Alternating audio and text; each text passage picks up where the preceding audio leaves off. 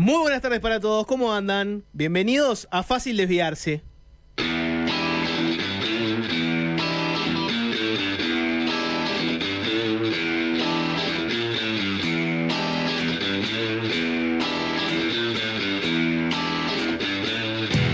¿Cómo estás, Fenómeno?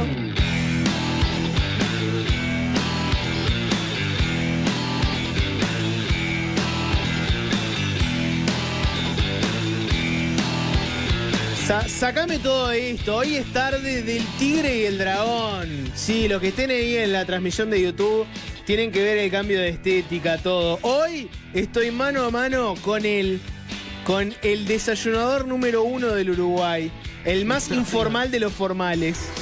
Nico Batalla, Olis. ¿Qué tal, Jorge? ¿Cómo andás? ¿No agregás al sapo como un desayunador número 1 también? No es el número 1. No, sí. De mañana no. Les bastó tan solo un programa para que lo sea. Nico, de tarde tal vez sea el número 1 acá, pero de mañana el número 1 es Nigui. Y él se tiene que acostumbrar también a esa dinámica, ¿no? Le va a costar, se va a querer imponer de mañana, se te va a querer hacer el capanga y vos lo tenés que... No. Tengo que recordar. Obvio, se respetan los rangos. De tarde para mí lo tendrías que agarrar mano a mano, lo encerrás en tu oficina, en desayunos, y le decís, sapo... No tengo oficina en desayunos. Mirá que de tarde vos serás el capanga del sol y todo lo que quieras, pero acá mando yo, así que no te me hagas el loco. Para mí tendrías que meterle así una... Y absolutamente inmerecida, por nada. Quedaría muy desconcertado, ¿no? Sí, de repente se dio cuenta que trabajó con una persona que desconocía por completo y que es un ser humano horrible. Mirá que Nico... Cuando le das una pizquita de poder o de visibilidad. Mirá que acá mando yo, el conductor soy yo. Yo te voy a enseñar las preguntas. No vengas a hacerme sombra. Sí, ¿por qué no? Hacelo, Nico, hacelo. A ver, tenemos a Alvin Green FM, adicto a la distorsión, el tripor de canciones, el hombre que se encarga de pilotear sonora, ubicas todo lo que ya saben, Olis. Está ella, la escaladora número 1, el brazo fuerte del periodismo de judiciales, Maca Saavedra. Olis, para vos también. Y bueno, ¿qué decir de él, no? Para muchos es la persona que inventó el streaming uruguayo. Para mí es la persona que inventó el streaming y punto. César, streaming ya cosa. Hola, Cecitar. Ahora sí, buenas tardes para todos.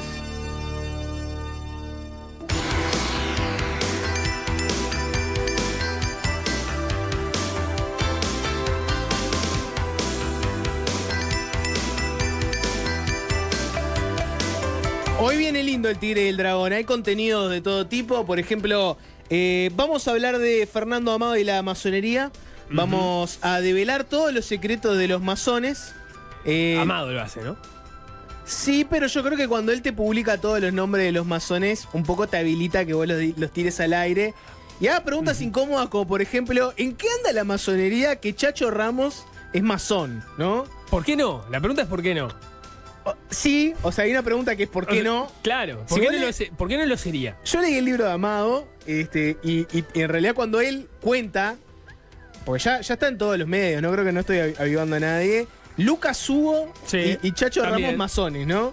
Y Amado se ataja haciendo toda una declaración diciendo, bueno, ¿por qué lo popular tiene que ser algo como raro para la masonería, etcétera? Pero para mí fue uno de los titulares que llamó la atención, ¿no? Bueno, Chacho Ramos y Lucas Hugo, masones. ¿Por qué? ¿En qué anda la masonería que está reclutando a figuras como esas? Bueno, está eso en el aire, lo vamos a discutir con el propio Amado. Hoy, más tarde, después de la C, viene Cristel Latequi y la previa de Shakira. ¿Tenés entrada, Nico? Tengo entradas, claro que sí. ¿Tenés entrada para Shakira? Tengo entradas para Shakira. ¿Vas a ir a ver a Shakira? ¿Por qué no? De nuevo, ¿por qué no? Es como ¿Por qué Chacho no Ramos podría ir a ver a Shakira? Es igual de raro Lucas Hugo masón que Nico Batalla yendo a ver Shakira. No sé. Yo sé que te gusta mucho la primera Shakira, ¿no? La Shakira de pies descalzos y sueños blancos. Digamos, es la única que más o menos transité. No, las otras no las conozco. El Waka Waka lo palpitaste a pleno.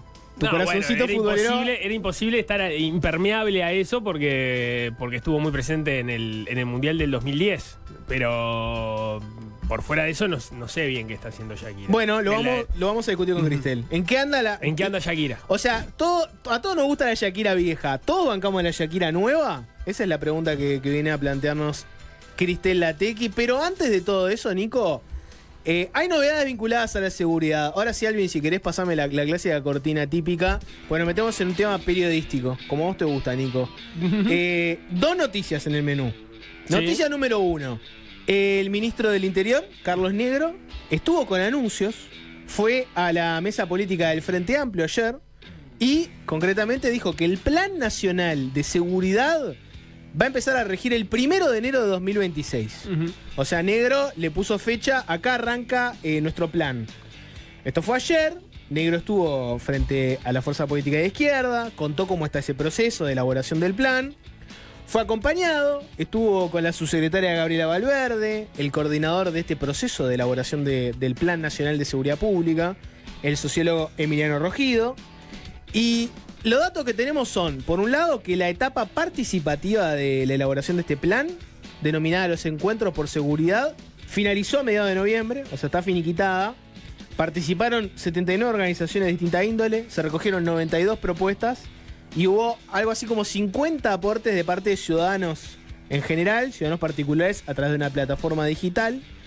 Y el gobierno, este es importante, el gobierno va a presentar el lunes 8 en un evento especial en el que va a estar Yamandu Orsi, va a presentar los lineamientos del plan.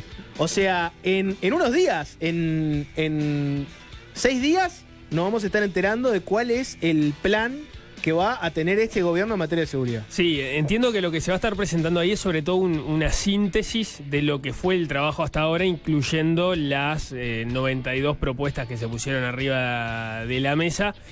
Un paréntesis, Abro, ya que mencionás ese proceso y que Alvin también me preste atención. Como parte de ese trabajo, se estaban desarrollando una serie de encuentros, iba la academia y hablaba sobre el tema de la seguridad, iban los partidos políticos, iban las organizaciones sociales. Todos esos encuentros se transcribieron y se les dio como insumo a la inteligencia artificial para que generara podcast.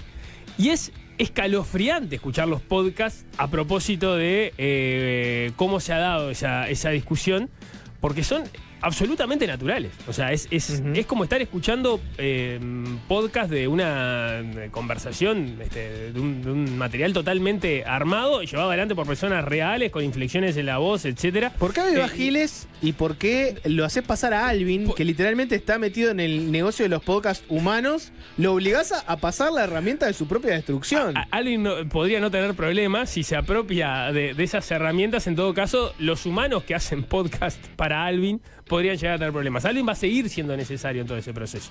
Siempre tiene que haber alguien que apriete el botón, ¿no? Es lo único que no han podido, reemplazar. Y darlos, no sé cómo llamarlo, los comandos adecuados para que el resultado sea bueno. Los prompts. Ahí está. Pero siempre tiene que haber alguien, Nico, que apriete play. Siempre tiene que haber un ser humano que apriete play para que el resto lo escuche. Todavía no hemos podido automatizar el play. Estoy pensando para Alvin un rol mucho más sofisticado.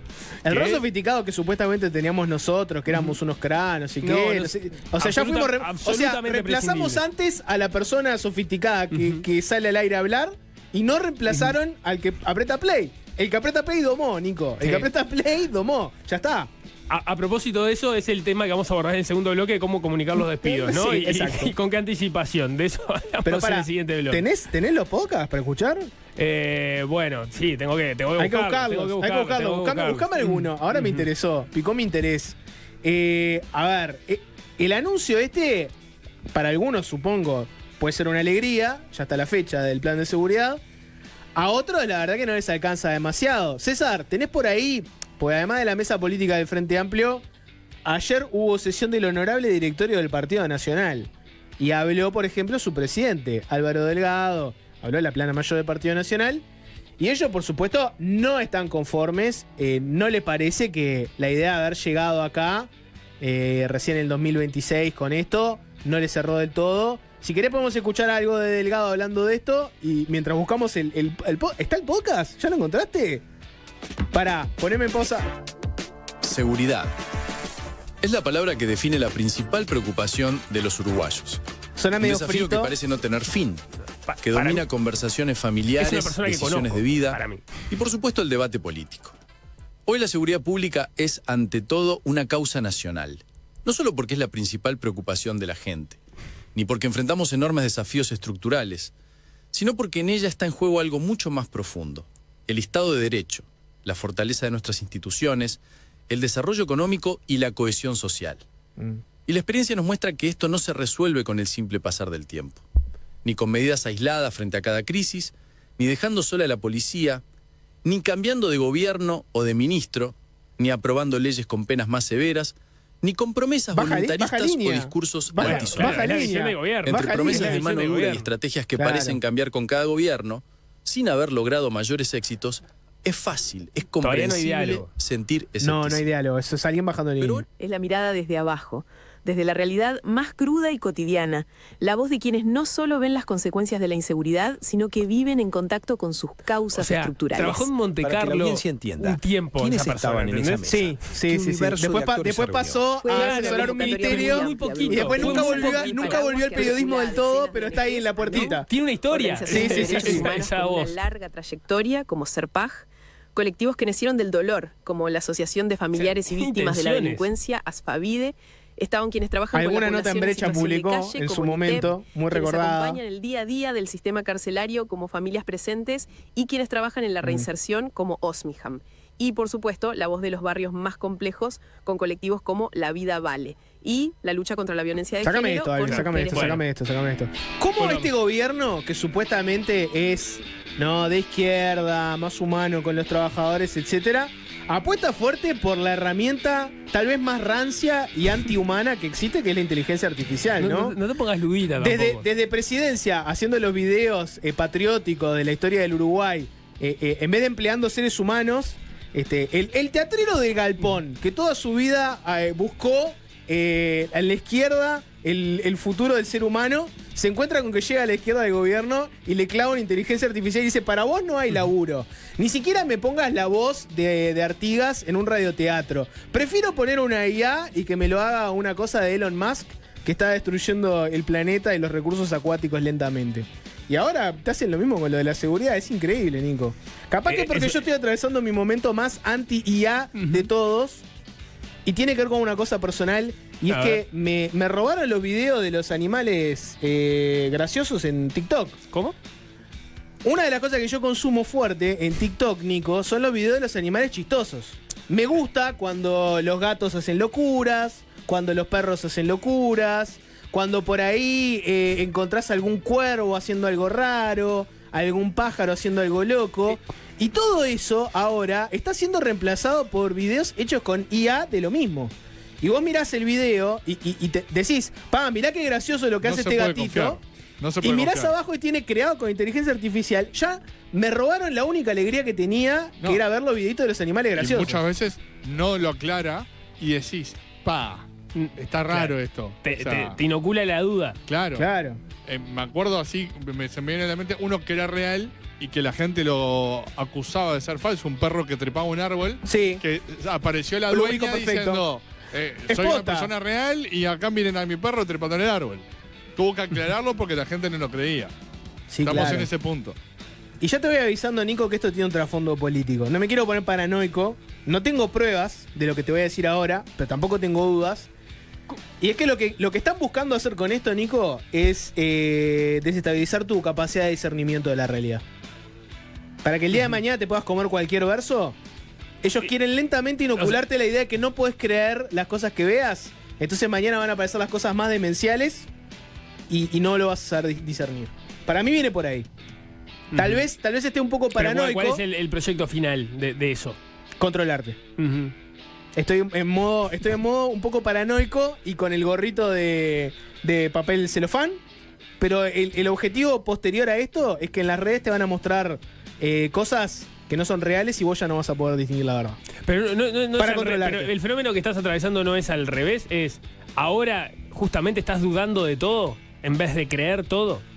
Pero lo que pasa es que el paso previo es que vos dudes de todo, porque ya no podés distinguir lo que es lo que es verdad y lo que es mentira. Dudás de todo hasta que bajás la guardia y empezás a creer todo. Mañana van a hacer algo terrible, viste, como que ya te hablo de Van, no sabemos ni quiénes estamos hablando, ¿no? Sí. Pero el día de mañana van a hacer algo terrible. La inteligencia artificial y alguien más. Mañana van a hacer algo terrible. Alguien más. Mañana van a hacer algo terrible y vos vas a decir: esto es esto es increíble, no puede ser lo que hicieron, y te van a decir, es mentira. Decía, no pasa nada acá, esto no fue así. Ah, entiendo. ¿Entendés? Te la van a dibujar. ¿Viste como el político que miente y agarrás y le decís, esto que acaba de ocurrir es así, y te dice no en la cara y te hace dudar? Te van a hacer lo mismo con IA. ¿Cómo pasa en Estados Unidos? Claro, ¿tengo pruebas? No. ¿Tengo dudas? Tampoco, pero volvamos al tema, ¿te parece? Dale, voy a quedar como un paranoico demente. Volviendo a la seguridad, les decía que Álvaro Delgado, en voz del honorable directorio del Partido Nacional, no le gustó mucho esta idea de que esté el plan de seguridad para 2026 y que también habría que ver cuándo habría presupuesto para todas las cosas que se presenten acá. Entonces, si les parece, vamos a escuchar un poco lo que dijo el presidente del honorable directorio. César, ¿lo tenés por ahí? Dale play. Estamos acostumbrando a algunos temas que en realidad nos preocupan. Hoy amanecimos con 4 homicidios y la verdad que este partido no puede estar ajeno. Más allá de criticar la política de seguridad o la falta de política de seguridad de este gobierno, queremos proponer, porque queremos que el tema se solucione, porque es el principal tema de preocupación de la gente. Recibimos a Enrique Antía y a Matías Terra, que estuvieron trabajando, y después con el grupo interno del Partido Nacional en materia de seguridad, que implica a ex jerarcas del ministerio y gente que está vinculada al área. Y van a recibir ustedes en la tarde de hoy un comunicado público a la opinión pública con las propuestas que el Partido Nacional hace a la opinión pública en materia de seguridad, que tiene que ver con un detalle, un diagnóstico, después un raconto de una serie de proyectos de ley, cerca de 17 proyectos de ley que el Partido Nacional ha presentado en el Parlamento, que todavía no se han tratado vinculados a este tema. Antía y Terra, los directores Antía y Terra le van a entregar este documento al Ministerio del Interior y esperaremos la devolución del gobierno a las propuestas que creemos que son necesarias, imprescindibles para tratar de encauzar el principal problema que tiene la sociedad y la carencia que tiene más importante el gobierno, que son las políticas de seguridad. No todo es críticas. Tenés críticas y también tenés propuestas. ¿Y qué pasa? No, que ahora me quedé pensando, porque hoy entrevistamos a Luis Alberto Heber en Desayunos Informales, y él dijo algo que es levemente distinto respecto a... O sea, son propuestas del Partido Nacional, pero no necesariamente están consensuadas internamente en el Partido Nacional. Lo que hicieron fue juntar las propuestas que han presentado distintos, por ejemplo, legisladores del partido y distintos integrantes del partido, y se las comparten al gobierno. ¿Pero entendés la diferencia? Sí. No es un paquete, sí, de medidas del Partido Nacional, pero no necesariamente consensuado internamente, por lo que le entendía Heber hoy de mañana en Desayuno.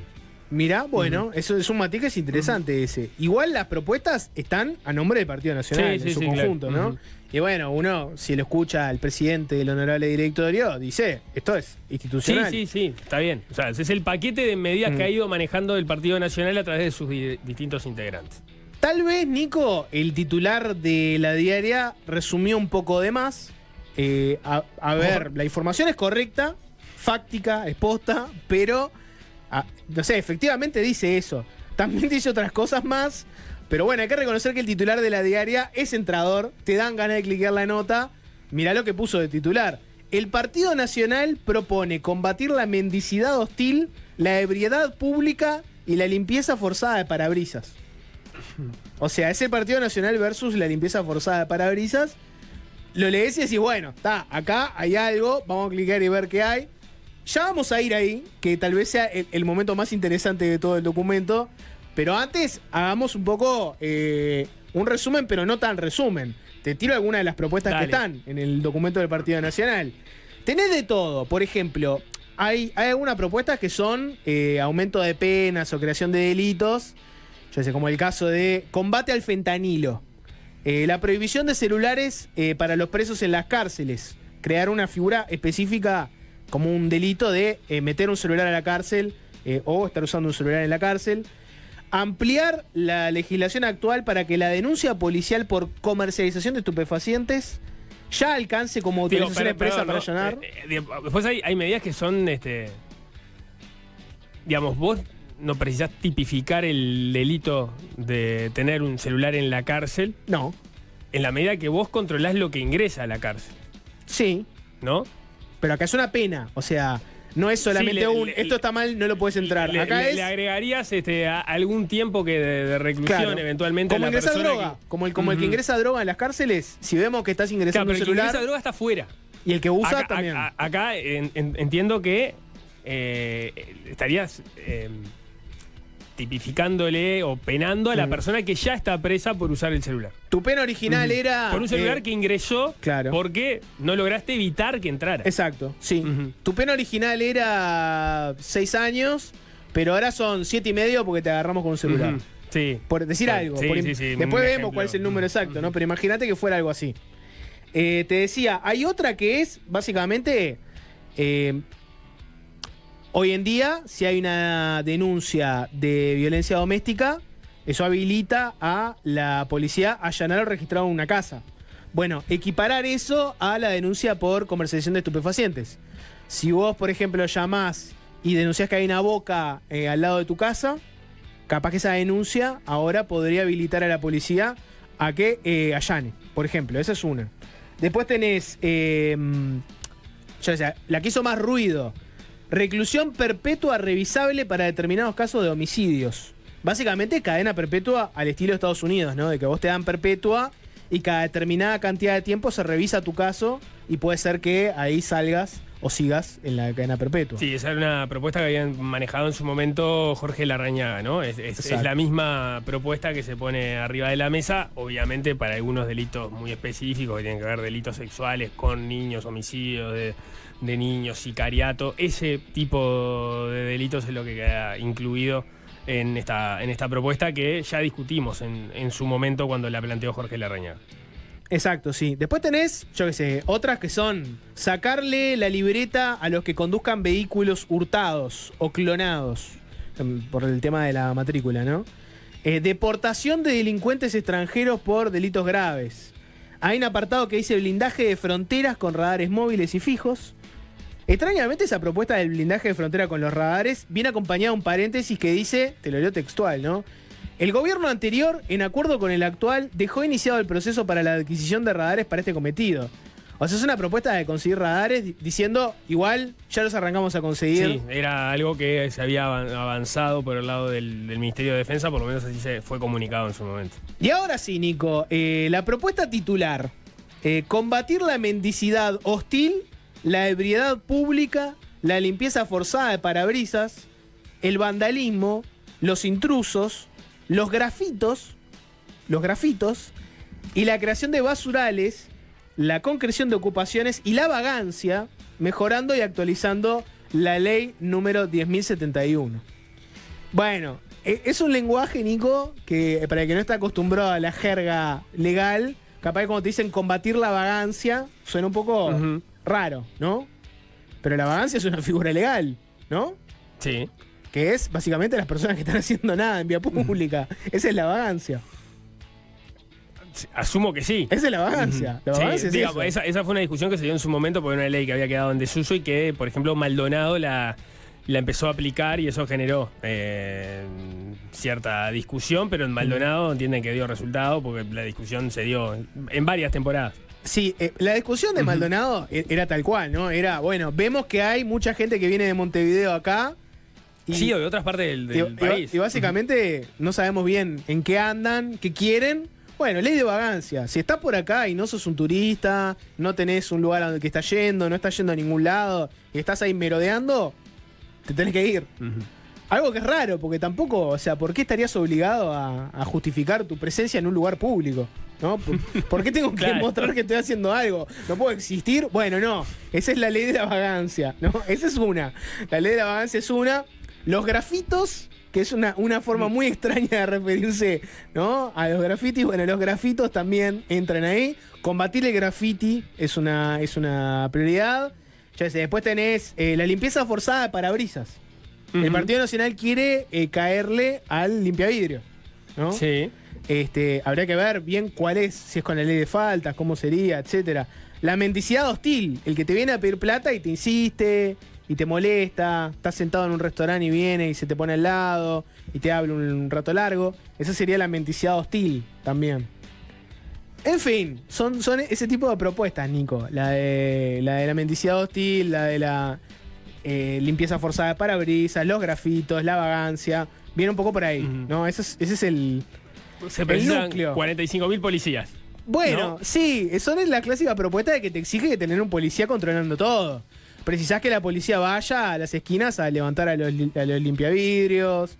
Precisás que la policía esté presente, no sé, en las principales arterias para ver si hay alguien pidiendo. Cuando hay una persona pidiendo en la puerta de un supermercado, que llamar a la policía para que vengan y se la lleven. Son cosas que también tienen un... ¿Cómo decirlo, Nico? Tienen un factor de que enojan a mucha gente. Pues mucha gente te dirá, ¿por qué tengo que soportar que venga alguien a limpiarme el vidrio del auto y pedirme plata? Otro te dirá, bueno, son una persona que está en la puerta de un supermercado pidiendo plata... No molesta a nadie, es mendicidad hostil. Pero entiendo que cuando dice la limpieza forzada de parabrisas, no es la persona que en un semáforo te ofrece limpiar el parabrisas. Ese que te lo limpió y de prepo viene y te dice, dame la plata. Que no y te lo limpia sí, igual, ¿no? Exacto. Entiendo que es ese tipo de casos. Sí, y la mendicidad hostil, supongo yo, ¿no? Tenés que describir el tipo mendicidad hostil, ¿no? Pero supongo que sería...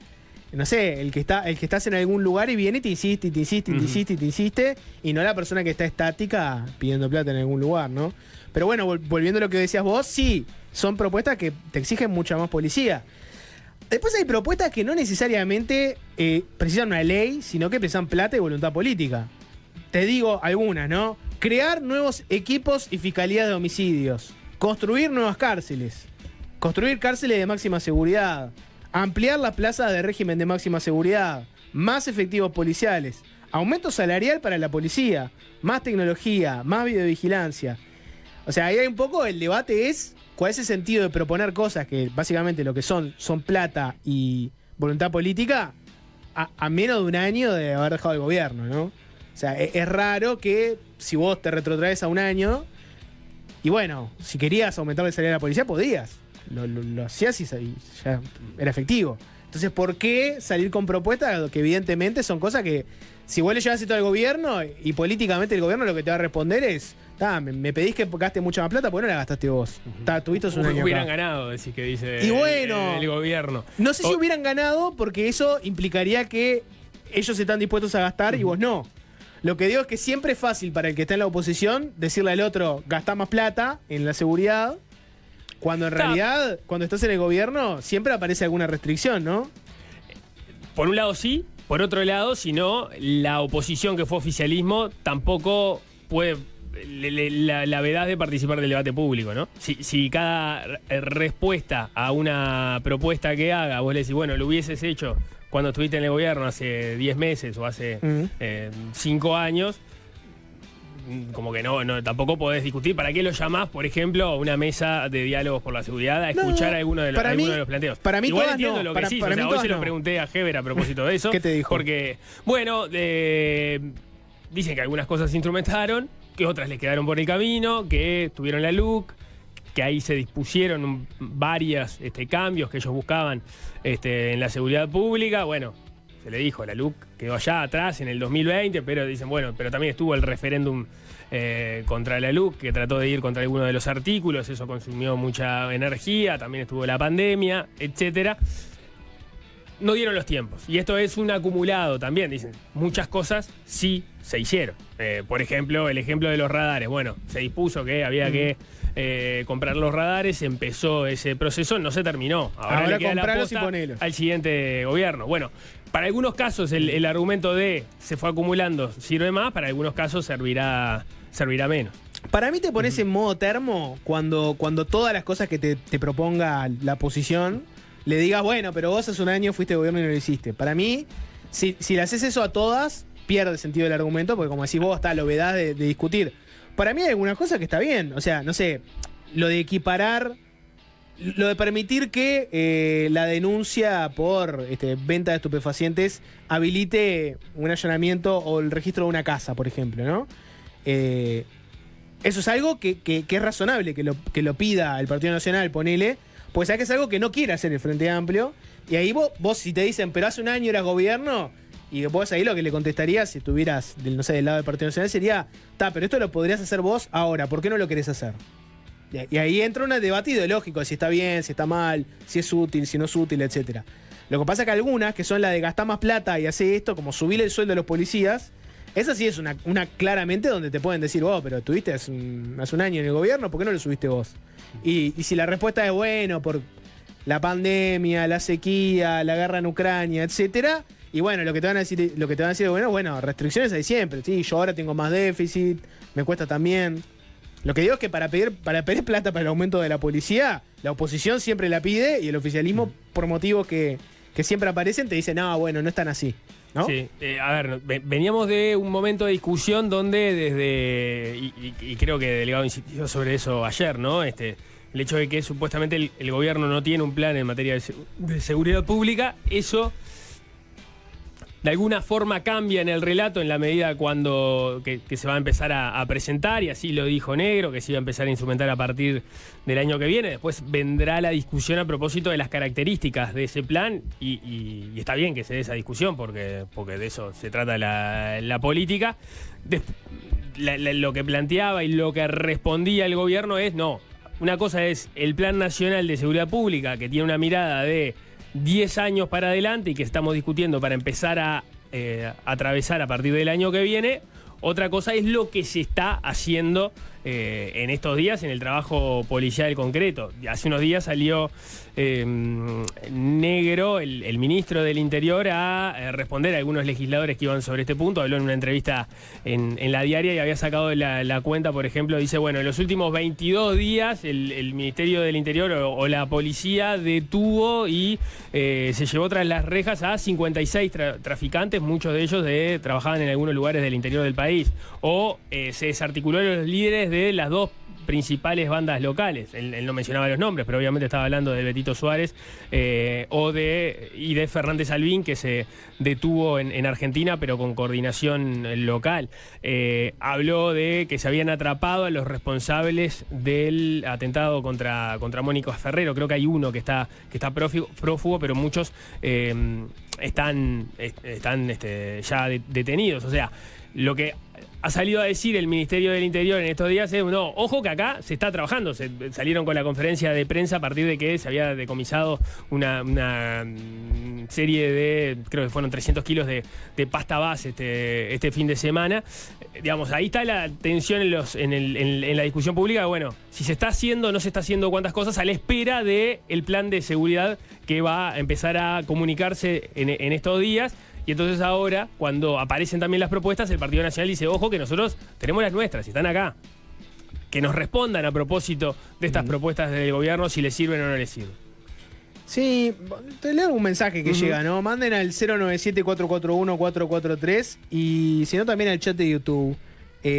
Por ejemplo, este es para mí. Dice, si estás en una calle, vereda, 12 horas o más, además tirás un colchón, un cartón y ahí dormís, si te quedás forever, eso es vagancia. ¿Qué no entendés? No es vagancia eso, porque eso es el uso del espacio público, que es otra cosa aparte. Ahí podés llamar a la intendencia, le tienen que retirar las cosas. Vagancia, te lo leo tal cual, ¿no? A los vagos, considerándolos tales los que no teniendo medios lícitos de subsistencia, no ejerzan profesión u oficio y siendo aptos para el trabajo, se entreguen a la ociosidad. O sea, vagancia es que vos estás sin ningún objetivo en el espacio público, que no tenés nada que hacer ahí y que básicamente estás ocioso. No es lo mismo, porque en la propuesta del Partido Nacional ahora que hicieron, hay todo un apartado que tiene que ver con la gente, por ejemplo, que pernocta en espacios públicos. Pero no es lo mismo la vagancia que tener en el espacio público un colchón, un campamento, etcétera. Eso es distinto. Después, algunos otros mensajes más. Me parece que mejoraría la convivencia que a los que te amenazan con que te rompen el auto si no le das plata, los que te ensucian el auto porque no querés que lo limpies, los que te separan adelante y no te dejan circular si no le das plata, etcétera, etcétera. Esto lo mandó un mensaje a alguien, ¿no? Que capaz que no es estrictamente las personas, porque acá es la limpieza del parabrisas forzada. En realidad, me parece que como el foco del problema está más en los cuidacoches y no necesariamente en los otros, ¿no? Pues, por ejemplo, este oyente, cuando manda ese mensaje, en realidad se refiere a los cuidacoches, no necesariamente al que está en una esquina limpiando un Bueno, vidrio. pero eso puede ser, no sé, imagino que la podés interpretar también como mendicidad abusiva, ¿no? También, sí, podría ser mendicidad abusiva. Son todas situaciones que clarísimo que complican la convivencia, ¿no? O sea, son un problema. La duda que queda es, bueno, ¿cuál es el mecanismo efectivo a partir del cual vos podés actuar sobre eso sin distraer recursos para otro tipo de delitos que también se están cometiendo y que requieren atención?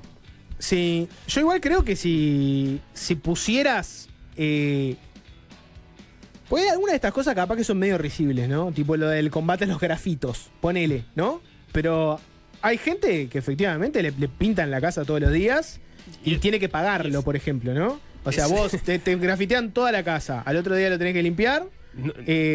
Evidentemente hay un problema ahí. No es menor. No es gracioso. Si te grafitean la casa, seguro que no es gracioso. Y hay algunos programas, por ejemplo, algún municipio implementó programas, por ejemplo, donde te financian parte de la pintura, te llevan gente que puede pintar la fachada, etcétera. Hay que ver si lo mejor es hacer un delito y poner más penas o no, porque claramente los grafiteros me parece no les preocupa mucho cuánta pena hay por el grafiti. No sé, me da esa sensación. Como que hay algunos lugares que son endémicos, que todo el tiempo están grafiteando. Después hay un tema de enfoque, ¿no? De cuál es la mejor forma de resolver un problema. Si es con más penas. Y la otra es quién agarra a esas personas. Pues vos podés poner en... Lo más barato, una cosa que me quedó siempre grabado en una entrevista, Nico, con Nicolás Trachtenberg, el criminólogo, es que lo más barato en materia de seguridad es hacer una ley, subir una pena o crear un delito. Barato en el sentido de que no gastás plata, llenás el ojo, porque le decís a la gente, mirá, ahora el que haga grafitis está 10 años en cana. Llenás el ojo, no tuviste que hacer demasiado esfuerzo porque fue sentarte, escribir una ley y votarla. Pero después que eso efectivamente le cambie la vida a alguien, es otro cantar. No sé, la aclaración de los delitos, si es más o menos 50%, y vos sabés que una persona comete un delito y a la mitad los agarran y a la mitad no, y bueno, que el delito haya subido, no cambia tanto. Si vos sabés que ahora hay más penas duras para los grafiteros y los grafiteros igual te pintan la casa todo el día porque nadie los agarra y porque no hay una policía que pueda controlar al grafitero todo el tiempo, no hay cámara de vigilancia que los agarre, etcétera. Y al final fue una propuesta medio de santo botón. ¿Se entiende lo que quiero decir? No, se entiende perfecto. No sé si son las mismas poblaciones, ¿no? Porque yo no sé si el grafitero se autopercibe como un criminal. No, como un artista callejero. Claro. Capaz, entonces ahí la discusión sobre, bueno, si te están efectivamente penalizando o criminalizando en la medida que te están convirtiendo en alguien que realiza una actividad criminal, capaz que eso sí tiene algún susto porque el costo se vuelve demasiado alto, ¿no? El otro ya está en la vida delictiva. Sí. Entonces, vas a matar a alguien, te dan 10, te dan 20, bueno, capaz que eso, ya llegado a ese extremo, no te importa tanto, pero el que piensa, no, esto no es nada, o es una falta, no, se convierte en un delito, eventualmente puedo terminar entre rejas, bueno, capaz que ahí sí cambia la discusión. Te tiro otro mensaje que me parece muy jugoso. Lo manda alguien al 097-441-443 y pone: ¿y cuándo se le piden cuentas al Ministerio del Interior? Porque llevamos por lo menos 20 años de aumento presupuestal y cada vez peores resultados. Lo que se hace no sirve, pero es impopular decir que la policía es ineficiente. Y es solo un pozo negro de guita. O sea, alguien que lo que está diciendo es: ¿por qué la respuesta a las cosas es poner más plata? Cuando venimos poniendo más plata sistemáticamente, los resultados no mejoran. Pero ¿cuál es la alternativa?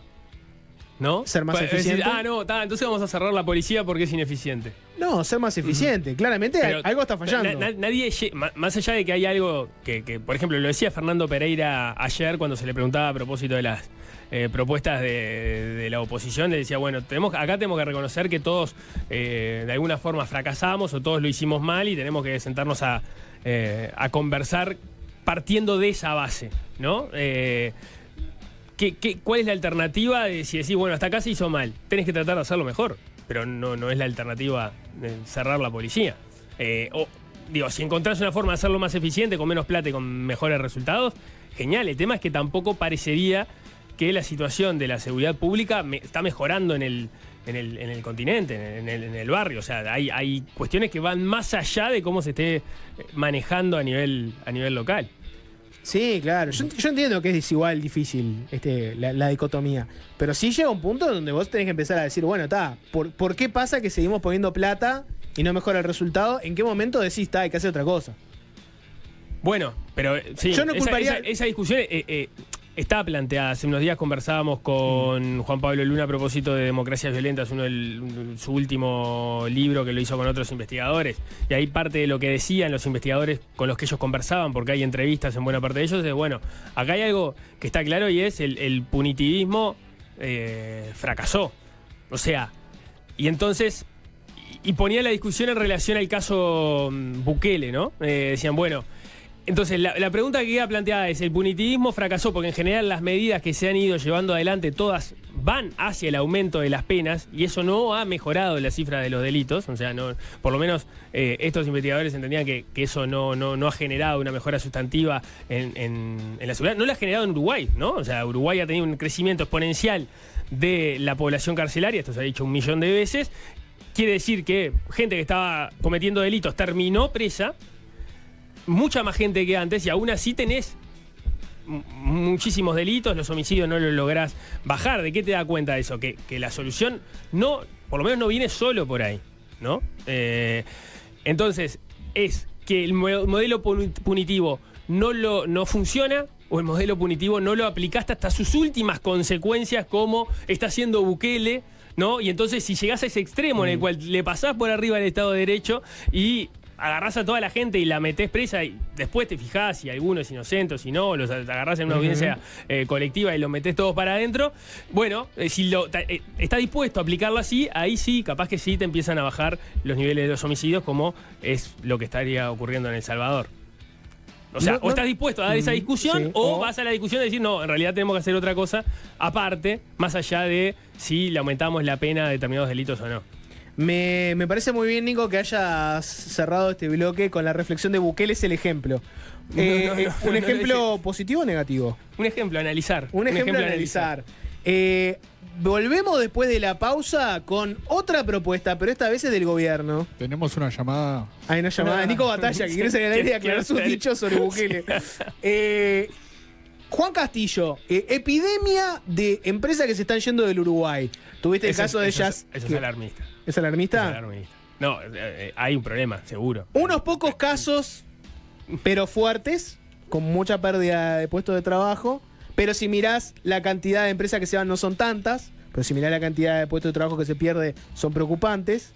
Así que no lo podemos tildar de epidemia, como me corrige Nico Batallo. Nico brote, Batallo. Brote, dice. ¿Un brote? Puede ser, sí, un brote. Propuesta de Juan Castillo, el ministro de Trabajo.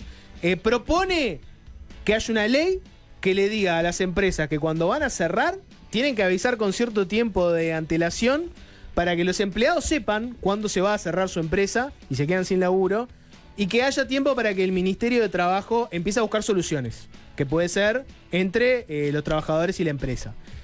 Sí a esta propuesta de Juan Castillo, no a esta propuesta de Juan Castillo.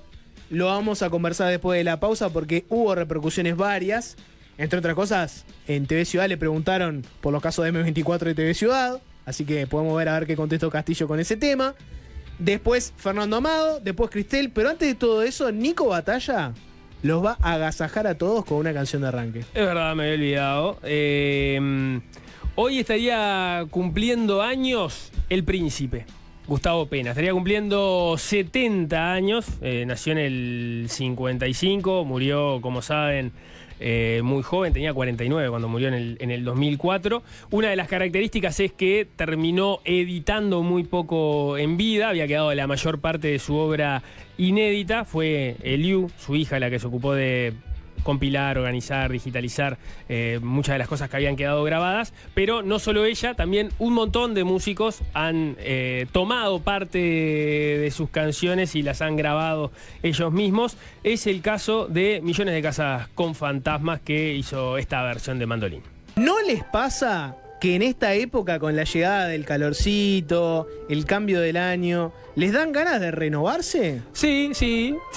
pasa, y no somos los únicos que les pasa. El alimento HPM de Virbac se puso veraniego y estrenó nueva imagen. Claro que sí, Nico, pero no solamente cambió el diseño. La fórmula está potenciada y ahora tiene más de 14 beneficios visibles. ¡Apa! Es un nivel de cuidado total.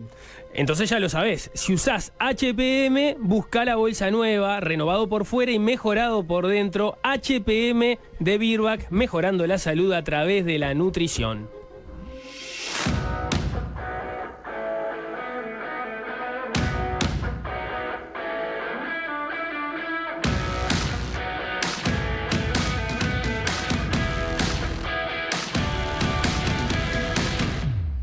...097-441-443 y el chat de YouTube para mandar mensajes como por ejemplo este que dice... Muy buena la versión del Príncipe. Identifiqué la voz de Pavo Bianchi, claro, pero no sé bien de dónde es esta versión. Si lo dijeron no escuché. Es de Millones de Casas con Fantasmas, ya te digo el disco, de qué disco era. No importa, ya con saber que de Millones de Casas con Fantasmas estamos. Sí. Con eso ya lo pueden ir a buscar. Exactamente. Del disco Apoteosis. Apoteosis. Otro tema, el ministro de Trabajo y Seguridad Social, Juan Castillo, anunció que propondrá un proyecto de ley para que las empresas que van a cerrar o a despedir masivamente a los trabajadores tengan que avisar con antelación al gobierno para, y abro comillas, encontrar una solución. Castillo planteó que ya hay un proyecto en el Parlamento presentado en la legislatura anterior que tiene un contenido similar, pero que ahora, a partir de casos como el de Yasaki, el de UKG y otros, empresas que por distintos motivos bajan la persiana en Uruguay y se van, dejando muchos puestos de trabajo vacantes, quiere revivir esta discusión. Si les parece, Cecitar, para los que están en la transmisión de YouTube se van a poder dar cuenta que esto viene de un móvil con Canal 5, pero para los que lo escuchen, básicamente es el ministro Juan Castillo explicando cómo sería más o menos esta propuesta. La moda que se ha instalado en los últimos tiempos ha merecido que hasta se comunique por estado de redes sociales, estado de WhatsApp, por videos. Bueno, desde el arranque del año, ¿no? Este año 2025 empezó con la retirada del país de Yasaki, que dejó 1.100, 1.200 trabajadoras y trabajadores sin empleo de la noche a la mañana. Esto a nosotros nos dificulta, nos preocupa, es una iniciativa que tiene que a nosotros preocupados por colocar un proyecto de ley que ya hemos anunciado en la bancada del Senado en materia de la necesidad de recurrir a un convenio internacional que hable sobre el anticipo, que se tiene que anunciar previamente a los efectos de tomar medidas. ¿Anticipo al ministerio o anticipo a los trabajadores? Yo creo que anticipo al ámbito, en principio al gobierno. Si el gobierno tiene una información de esa característica, lo primero que hace es comunicar a las partes, tratar de reunirnos, porque si los problemas por los que una empresa se retira o cierra tienen la posibilidad de buscarse una alternativa, nosotros estamos dispuestos a encontrarla, a buscarla. Por eso es que hay una suerte de preocupación. Pero bueno, hay que cambiar esa situación. Luego hay algunas otras iniciativas de posibles inversores que se están buscando que son más lentos. O sea, despedir o cerrar una empresa es de un minuto para el otro. Buscar nuevos inversores, tratar de abrir una nueva industria a veces cuesta muchísimo tiempo más y eso es la parte que también preocupa. Bueno, lo que decía Juan Castillo es que en los últimos tiempos se ha visto empresas que cierran de un día para el otro, bajan la cortina acá y o se van del país o cierran del todo, que en algunos casos los trabajadores, que a veces pueden ser decenas o capaz que hasta cientos de trabajadores, se enteran por medios o por redes sociales que cierra su empresa y ellos se enteran después. Bueno, dice que eso no debería ocurrir. Y lo que propone es que tengan que avisar antes. Vieron que ahí el mobiliario le pregunta, bueno, ¿a quién le avisaría? ¿Le avisaría al ministerio, a los trabajadores? Y el Castillo dice al ámbito, como diciendo, bueno, tiene que avisar a los dos, tiene que hacer una aviso en general, con un margen de tiempo como para que el Ministerio de Trabajo vea si puede hacer algo al respecto o no, capaz que no puede hacer nada. Sí, digamos, si bien el ejemplo, los ejemplos que se pusieron arriba de la mesa tienen que ver con empresas que cierran, entiendo que el alcance de la medida, en caso de irse por ese camino como lo anunciaron, también abarca el despido concreto de un trabajador particular, va más allá de de cierres de empresas o grandes despidos. Hoy estuvo conversando con En Perspectiva Hugo Barreto, que es el subsecretario de Trabajo, y él lo que decía es que en Uruguay hay una materia pendiente en relación a esto, porque dice, bueno, en Uruguay rige lo que podríamos llamar la doctrina de despido libre, y esto es que una empresa puede disponer del final de la relación de trabajo, o sea, un despido sin aviso previo, sin justificación. Él mencionaba, además, hemos visto casos donde esto se ha hecho expresamente mal, como por ejemplo los casos de despidos donde la gente se enteraba que se quedaba sin trabajo por estados de WhatsApp. Pero entonces, básicamente con esto lo que se busca es poder conocer la justificación, por qué la empresa toma esa decisión, ya sea sobre el caso concreto, ya sea sobre un caso más global. Ahí es donde, por ejemplo, le interesa al gobierno, y en la medida que exista un preaviso, bueno, se pueden ver o se pueden tomar algunas medidas si se está a tiempo de dar una solución a los casos concretos. Se basan... Castillo lo decía por arriba, en el convenio 158 de la OIT, es un convenio viejo de 1982 que establece precisamente sobre cómo dar fin a las relaciones de trabajo, y entonces una de las opciones que se están manejando es, bueno, ratificar ese convenio de la OIT, amén de eventualmente poder también mandar un proyecto de ley, como ya hay uno que ahora después podemos ver qué características tenía, presentado en la legislatura pasada. Bueno, tener repercusiones, como por ejemplo del Partido Nacional, Valentina Arlegui, que fue directora general del Ministerio de Trabajo en el gobierno pasado, estos días entró como senadora por el herrerismo, criticó esta propuesta de Juan Castillo, dijo que le falta creatividad y además dijo que le puede terminar perjudicando a las empresas. Cecitar, vamos con la cámara de Leo Sarro Press. Con sorpresa por la falta de creatividad en un momento. Con sorpresa por la falta de creatividad en un momento en el que las empresas, ha habido 2 o 3 empresas que ya han anunciado que se van y que los trabajadores quedan desamparados. Pensar en medidas que sea poner más trabas a las empresas y empezar a conversar en este momento el despido justificado no parece una muy buena idea. Al contrario, creo que en el momento en que las empresas están justamente anunciando este tipo de cosas es cuando más hay que asistirlas y estar más cerca y conversar más, y no empezar con reivindicaciones ideológicas que creo que no nos llevan a buen puerto. No es una oportunidad para los trabajadores que por lo menos se puedan anticipar a que después terminen despedidos en su totalidad. Ha pasado ya. Por supuesto, el problema es que es ideológico. Nosotros vemos las relaciones laborales como de cooperación y no de enfrentamiento. Y quienes están hoy en el Ministerio de Trabajo lo siguen viendo como lucha de clases y, en definitiva, poniendo trabas a las empresas y estableciéndoles un preaviso que tienen que dar para que en definitiva se puedan tomar más acciones sindicales y por tanto las empresas se vean menos estimuladas a seguir invirtiendo, a seguir viniendo a Uruguay. Yo creo que no es una buena idea y creo que no es un buen momento para plantearlo. Tal vez pueda llegar a ser una buena idea para discutir, pero me parece que no es el momento ni la solución a este conflicto. De hecho, hoy en día, cuando las empresas están en un problema, lo primero que hacen es acudir en busca del Estado para solucionar esos temas. Es algo que en los hechos pasa. Entonces, ponerlo por ley y empezar en este momento a considerar el despido causado me parece que no es una buena idea. Ahora, ahí tenés críticas distintas, ¿no? De una, de la falta de creatividad, de que dice, bueno, vamos a resolver este problema, ¿cómo? Y la otra sería como una crítica ideológica. Vieron que ahí ella decía, bueno, nosotros entendemos que las relaciones laborales son cooperación y ellos entienden que es competencia, lucha de clases.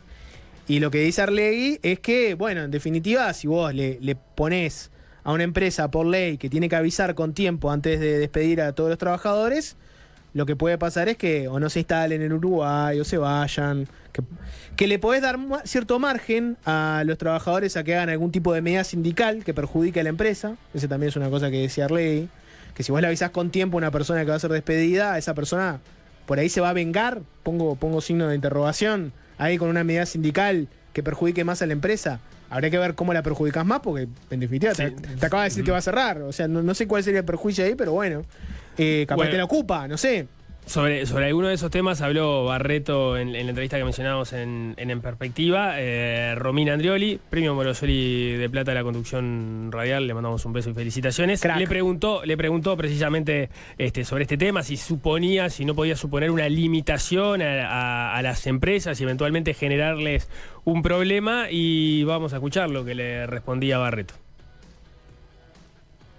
Lo que se está lo que se estaría planteando, lo que se está proponiendo, no es de ningún modo una especie de estabilidad del trabajador en la empresa. Es simplemente que una empresa pueda dar explicaciones, de hecho muchas veces lo hacen, ¿verdad?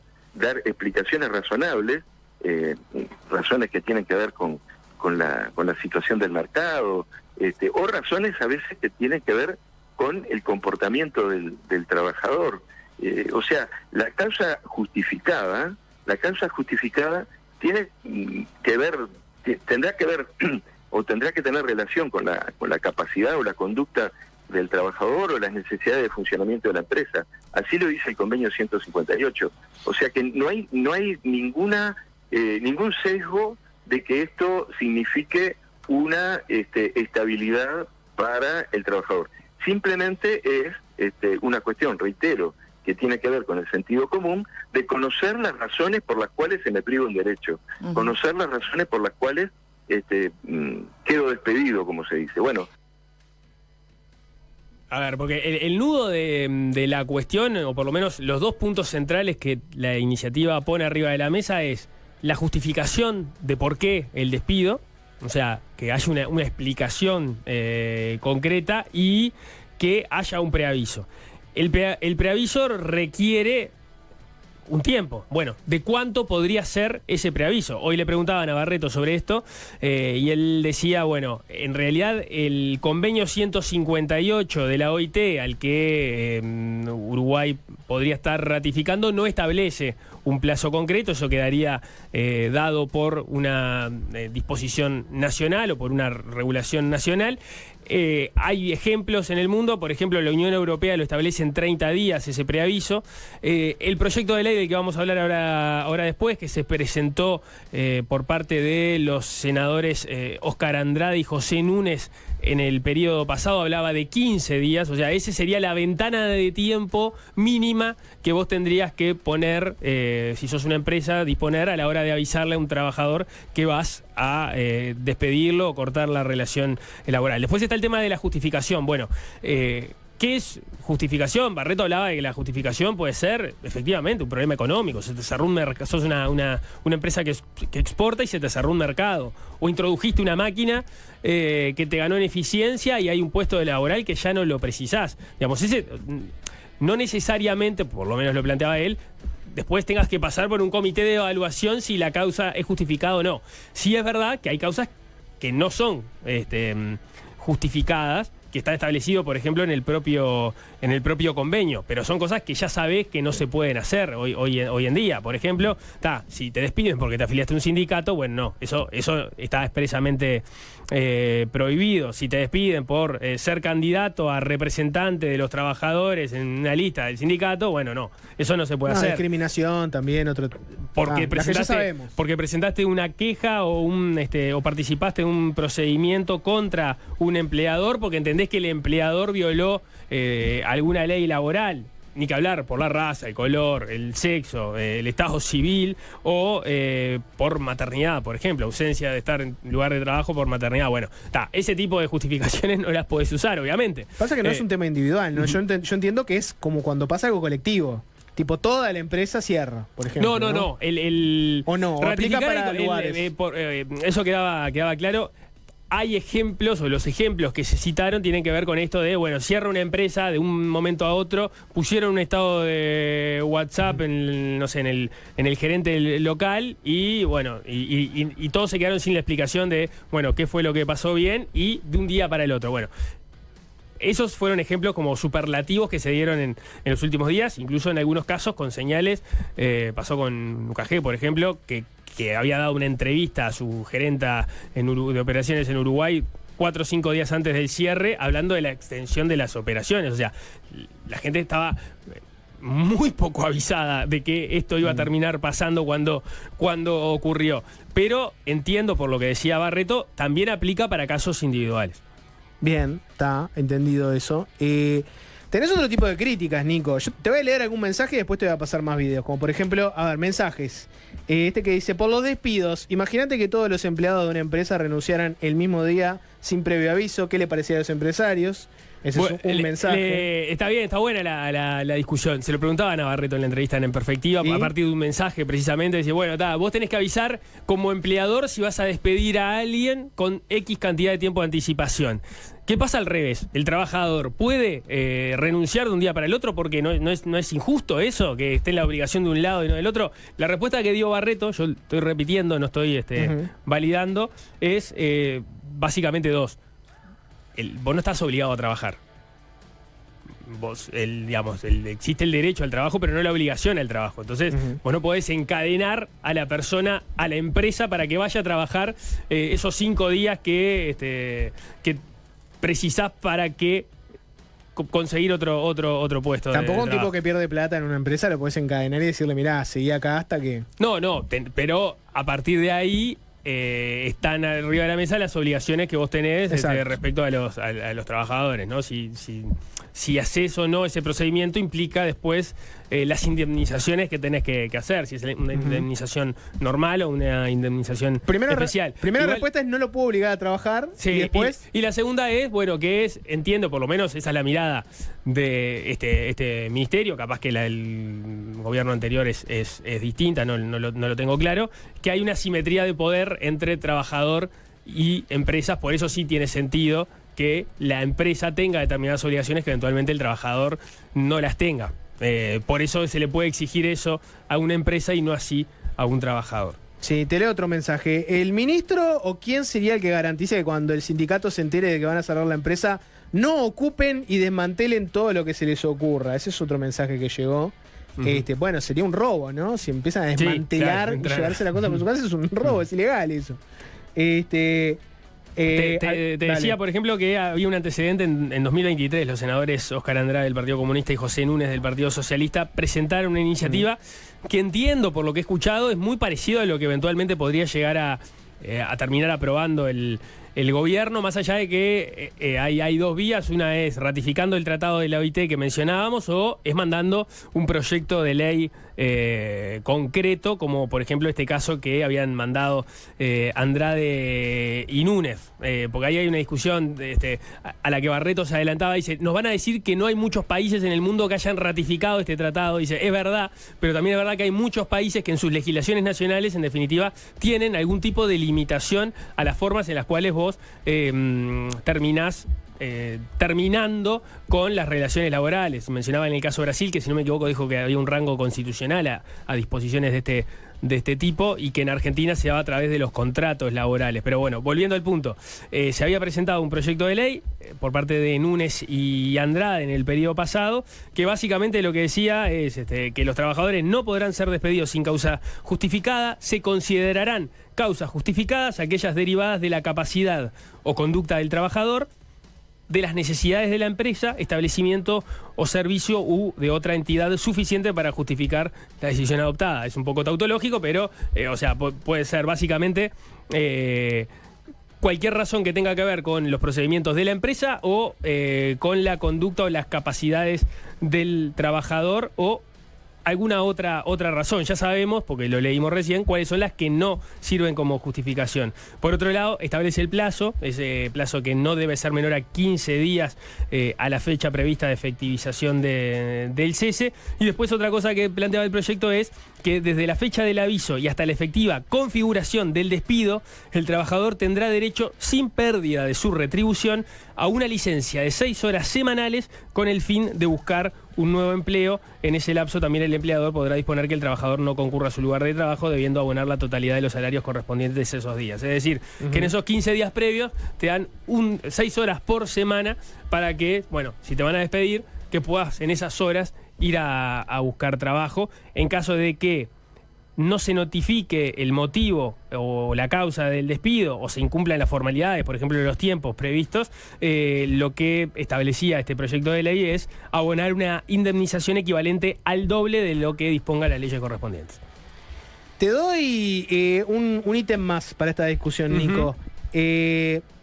Estuvo en Lado B, el programa de TV Ciudad, conducido por Wilmar Amaral. Estuvo Juan Castillo y habló sobre todo este tema. Y una de las periodistas del Lado B, ¿no? Mariana Contreras, le preguntó, básicamente, venían hablando del tema de M24, del MPP, si estuvo bien cerrar M24 y básicamente dar un aviso un viernes cerrando noviembre de que a fin de año se terminaba todo. El último programa fue el lunes siguiente y básicamente un medio entero cerró, ¿no? Y a partir de ahí hubo toda una serie de cuestionamientos vinculados a cuáles eran las relaciones laborales que había en M24, si todos estaban en planilla, si algunos estaban en planilla y otros en realidad estaban como empresas unipersonales o en algún otro tipo de relación de dependencia encubierta. Y a medida que Castillo hablaba sobre todo este tema, de dar el debate de parte del Frente Amplio de mejorar las relaciones laborales, lo que le termina preguntando Mariana Contreras es por qué no dan el debate a la interna de si está bien que un sector político como el MPP tenga un medio como M24 y fomente ese tipo de relaciones, o en el caso de TV Ciudad, donde dicen que también hay ese tipo de relaciones, donde dos personas capaz que cumplen una misma tarea y uno es dependiente y está en planilla y el otro no, es una empresa unipersonal con un contrato distinto. Y mirá lo que contestaba Juan Castillo ahí en TV Ciudad. Por los derechos, a mí me parece que o legislar sobre la base de los derechos es una cosa que nosotros tenemos en un gobierno de izquierda que hacer en el medio del debate, en el medio de la discusión. ¿Y el Frente Amplio va a dar ese debate? Porque no hay una contradicción entre ser un grupo político y actuar como un grupo empresarial. O sea, prescindir de la ideología. Un grupo político puede tener una empresa, ¿no? Yo no cuestiono eso. Pero quiero decir, prescindir de la ideología cuando uno contrata a la gente o cuando la tiene que despedir, no hay una... ¿No están escribiendo borrando con el codo lo que escriben con la mano? El MPP e incluso TV Ciudad, porque nada obliga ni al MPP, ni a M24, ni a TV Ciudad a contratar a través de una empresa unipersonal. Les da la posibilidad, pero no los obliga. Entonces, cuando uno llega al gobierno, por ejemplo, podría aplicar una medida diferente. Quiero decir, nada se cambia si no hacemos cosas diferentes. Está bien, eso es cierto, insisto. Es tan cierto eso como que no es nuevo, como tú lo admitiste, que esto se arrastra de... O sea, en los 5 años de gobierno anterior no vi que nadie dijera ninguna cosa de este tipo tampoco, ¿no? Y nosotros no nos queremos justificar. Yo estoy asumiendo que estamos teniendo un problema y acepto el desafío. O sea, yo participé con los propios trabajadores de M24 saludando la última entrevista que se hizo al aire, tuve que hacerla yo, ya estaba agendada, no fue desprofeso.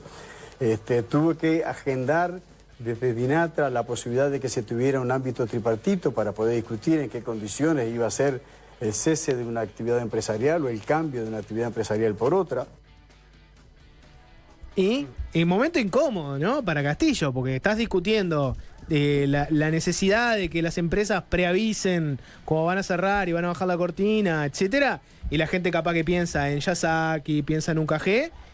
Y Mariana Contreras lo que le dice es, bueno, y el caso de M24, donde tenés un sector político de izquierda, del partido que está proponiendo esto, básicamente hace lo mismo. Y además tenía gente que no estaba en planilla, trabajando, etcétera. Y bueno, ahí Castillo, básicamente lo que hace es decir, bueno, esta no es para mí, ¿no? Pues dice, bueno, yo me junté en la Dinatra con los de M24, quise hacer una mediación... Yo fui a dar una entrevista de M24, fui el último entrevistado. Sí, me había perdido ese detalle. No, fui que Juan Castillo es el último entrevistado. El ministro de Trabajo, último entrevistado de M24, es guardarla en el libro de anécdotas. A lo que voy es que momento incómodo, porque están proponiendo algo y al mismo tiempo el MPP acaba de hacer esto de M24. Entonces, y que al día de hoy todavía no hay una explicación oficial de nada de esto, ¿no? Por ahora no ha salido ningún dirigente del MPP a hablar mucho de este tema. Lucía Topolansky dio hace poco una entrevista en Sarandí. Después Sebastián Sabini en un móvil le preguntaron, en una rueda de prensa le preguntaron por el tema y dijo, hablen con los responsables. Tampoco quiso hablar demasiado. Sí, son distintos puntos, ¿no? Muy buena la pregunta de Mariana. Había introducido el tema antes también, sí, con una participación muy buena. Alude al caso de TV Ciudad, saliendo por la señal de TV Ciudad, lo cual también me parece interesante de destacar. El hecho de que no sea para él de Castillo es es discutible, porque parte de lo que estaba señalando Mariana tenía que ver, por ejemplo, con esos trabajadores que cumplen las mismas funciones y están en doble condición, trabajadores en planilla, trabajadores unipersonales, ¿no? Que justifica que uno tenga el rol de estar en planilla y otro sea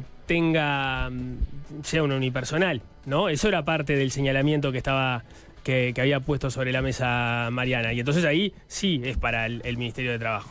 Respecto al caso de M24, que obviamente generó mucha molestia, lo que se podría decir es, bueno, más o menos como vienen estableciendo la idea de este proyecto de ley, no cuadraría con el caso de M24, porque entiendo que el trabajo formalmente lo iban a terminar el 31 de diciembre, les dieron lo plantearon y obviamente no había humor para seguir con la programación hasta entonces, con el baldazo de agua fría que suponía la noticia, pero el preaviso y la justificación estaban dadas. O sea, el proyecto no cuadraría, el proyecto de ley, como se ha manejado, no cuadraría dentro de lo que está limitando la iniciativa del Ministerio de Trabajo. Si te parece, Nico, hacemos una tanda. Se viene Fernando Amado, tiene el nuevo libro sobre la masonería, 097-441-443, el chat de YouTube. ¿Tienen alguna pregunta sobre la masonería? ¿Algún secreto masón que quieran develar? Lo vamos a hacer junto a Fernando Amado. ¿Son masones? ¿Hay algún masón en la audiencia que quiera expresarse y opinar algo sobre Amado, decir algo sobre la masonería? Nunca te pregunté esto al aire. Jorge, ¿sos masón? No soy masón. Si lo fueras, ¿me lo dirías? Sí. Aunque te lo pregunte al aire. Si lo fuera, lo diría al aire. Lo diría públicamente, si lo fuera, pero no lo soy. Así que hacemos una pausa y viene Fernando Amado a develar todos los secretos de la masonería. Bien, y Fernando Amado lo hizo de nuevo, esta vez con Conspiración República, 200 años de influencia masónica en Uruguay, un trabajo donde vuelve sobre la masonería uruguaya, pero se va más atrás, aprovechó parte del material que ha ido generando en el tiempo, ya en estos 4 libros, tiene más libros, ¿no? 4 sobre el tema de la masonería y se fue hasta el origen de la República y la influencia directa de la masonería en el Uruguay que se ha construido desde entonces. Para hablar del libro que recibimos a Fernando Amado en Fácil Desviarse. Bienvenido, ¿cómo andás? ¿Qué tal? ¿Cómo andan? Encantado de estar acá. Bueno, muchísimas gracias por venir. Por favor. Vos reivindicás que sos el único que está escribiendo sobre la masonería desde fuera de la masonería.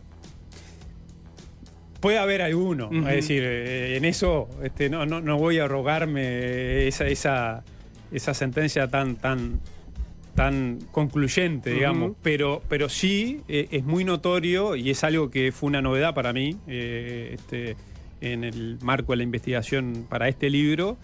Me topé con una cantidad de escritores que escriben sobre la masonería o sobre el esoterismo o sobre Pitamilio o sobre figuras masonas importantes que para mi sorpresa me fui topando con que la mayoría de ellas se integraban en la institución, ¿no?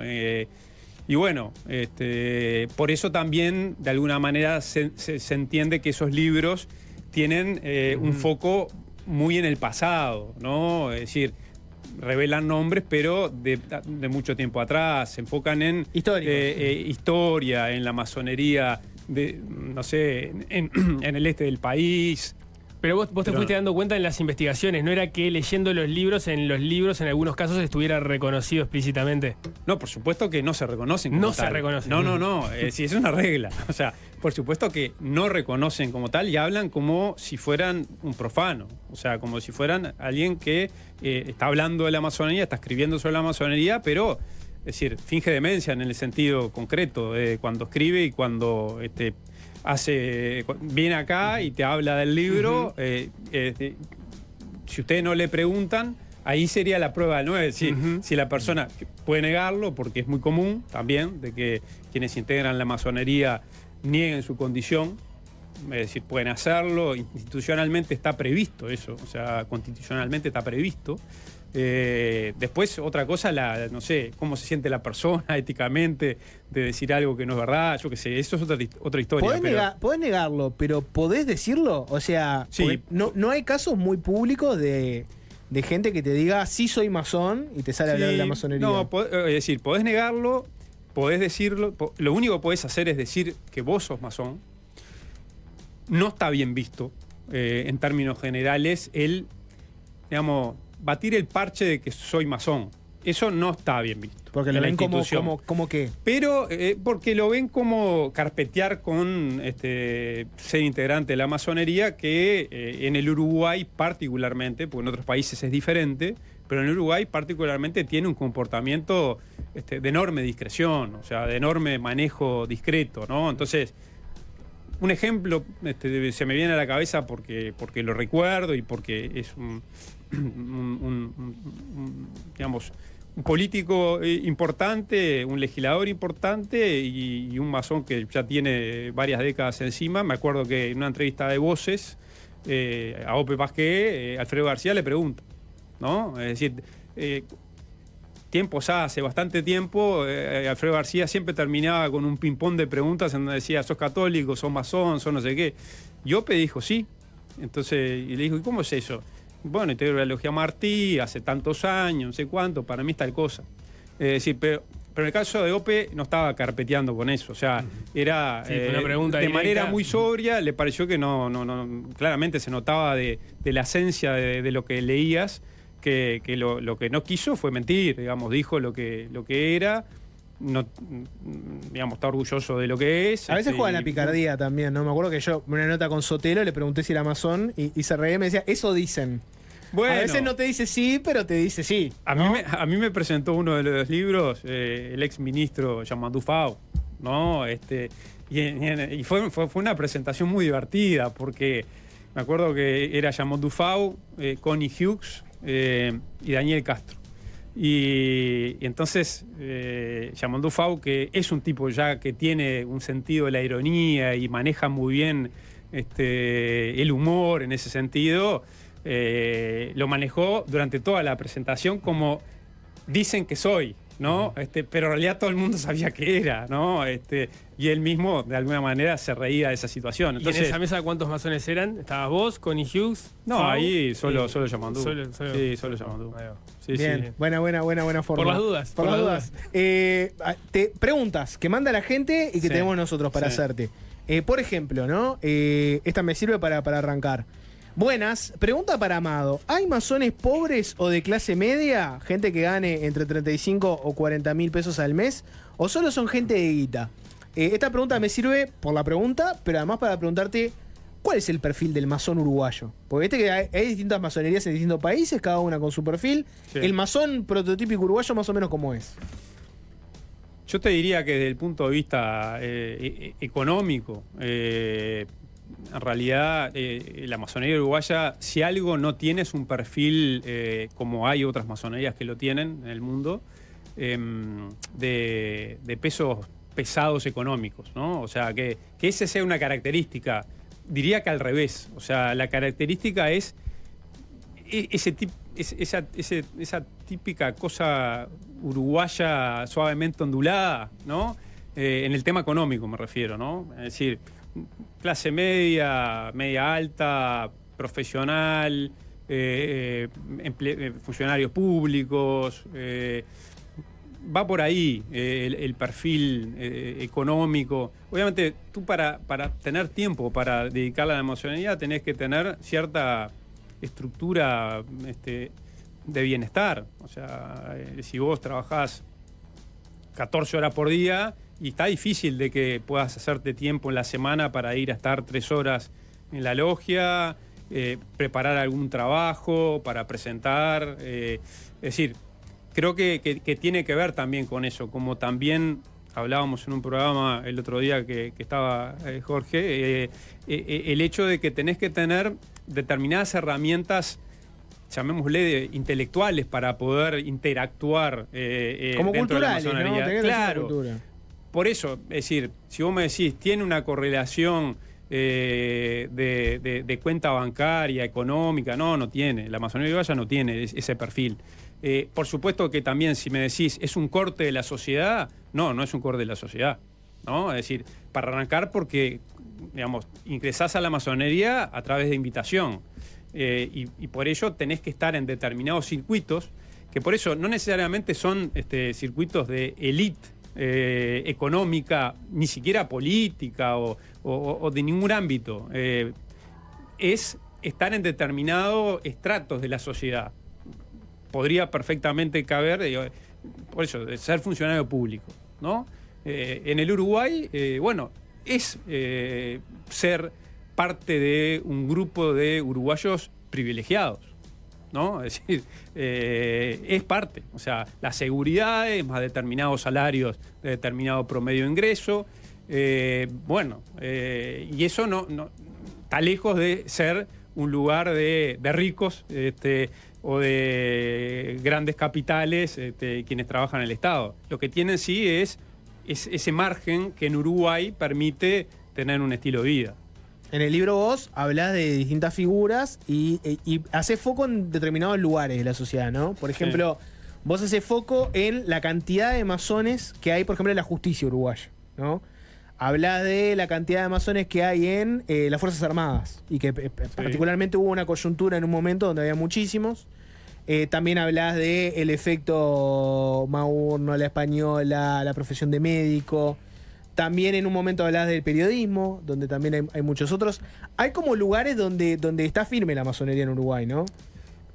Están los lugares históricos, ¿no?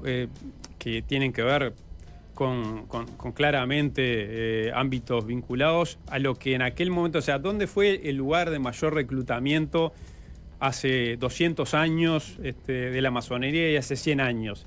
Y claramente era en la burguesía nacional, ¿no? En la burguesía y de alguna manera también en los doctores, en los caudillos, en la época de los caudillos. El ejército, ¿no? En los militares, claramente. Es decir, por eso hay tanto. Es decir, hay una tradición de que haya militares desde los inicios, de que hay masonería en nuestras tierras, ¿no? Primero porque los masones eran militares que iban al campo de combate para pelear por ideales masones, como la libertad, como salir, digamos, del eje monárquico en el que estábamos. Es decir, hay allí lo que tiene que ver con la justicia, lo que tiene que ver con las Fuerzas Armadas, lo que tiene que ver con gente de la cultura, ¿no? Es decir, eso también son... Lo que tiene que ver con los emprendedores históricamente, ¿no? ¿El emprendedor es masón? ¿El emprendedor es masón? Hay mucho, en este momento hay mucho. Quizás no fue un fenómeno, llamémosle, muy fuerte en el siglo XX, pero los emprendedores, pero sí en el XIX, ¿no? Es decir, aquellos que traían, por ejemplo, está el caso de los vinos masones, ¿no? Es decir, quienes trajeron y formaron nada más y nada menos Vidiela, Pascual, es decir, trajeron todo. ¿Don Pascual es masón? Es decir, hubo un día del patrimonio en homenaje. Hubo un día del patrimonio que llevaba los nombres justamente de Pascual Arrayerriague y de Francisco Vidiela. Es decir, porque fueron potentes vitinicultores que trajeron su especialidad, emprendieron en el país y eran prósperos en ese sentido, emprendedores, empresarios, como quieran llamarle, pero hay toda una lógica de los personajes que evidentemente marcan momentos de la historia en distintos ámbitos. También lo de la medicina es histórico, pero también es cierto que es lo que más ha crecido en las últimas décadas. O sea, el ingreso de médicos realmente es un fenómeno que se mantiene, está sostenido. Es decir, no lo digo yo, me lo han dicho autoridades de la Gran Logia. Es decir, es un fenómeno que está primero en el ranking. ¿En nivel de crecimiento? El nivel de crecimiento de integrantes, por eso, de médicos que ingresan a la institución. Pero también es un fenómeno actual, de los últimos 15, 20 años, la mayor diversificación de ingresos, ¿no? Es decir, está en el libro en detalle. Yo pude, digamos, comparar las circulares. Las circulares son las listas ¿no?, de quienes aspiran a ingresar a la masonería, que circulan en las logias para ver si esas personas, bueno, dentro de la masonería son aceptadas o no. Y allí, es decir, en cada circular, ejemplo, hay 80 candidatos a ingresar, está el nombre, está la dirección, está la formación, está si tienen un título, está dónde trabajan, ¿no? Y entonces, si vos mirás las circulares de los últimos 10, 15 años, se dan lógicas de mucha variedad en las profesiones, que no era tan así cuando las circulares no eran de 80, 90, 70, 100 candidatos a ingresar, sino eran de 20, 25. Las circulares, perdón, ¿cada cuánto tiempo? Y cada un mes y medio más o menos hay una nueva circular.